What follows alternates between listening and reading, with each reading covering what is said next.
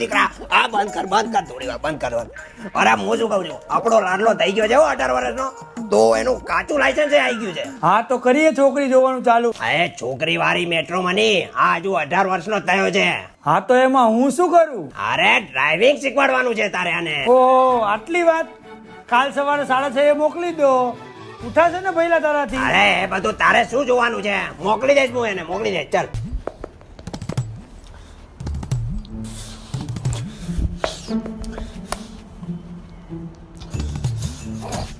અરે બેટા અહીંયા મેળ નહીં પડે, ફોન જ નહીં ઉઠાવતો. તો તમારો ભાઈબંધ હતો એટલે મેં હા પાડી હતી. મારા ઓળખાણમાં છે એક જણ, હું ત્યાં કરાવી દઉં છું. પૈસા મને આપી દેજો, હું ત્યાં શીખી લઈશ.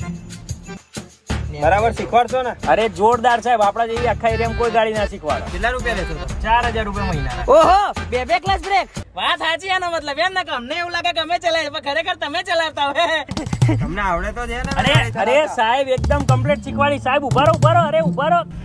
લે અડ્ડુ તડપા ઉતાર નહીં શીખવાડી મારા ગાડી. ઉતાર. ધંધો બગાડે છે મારો હારો અવારમાં.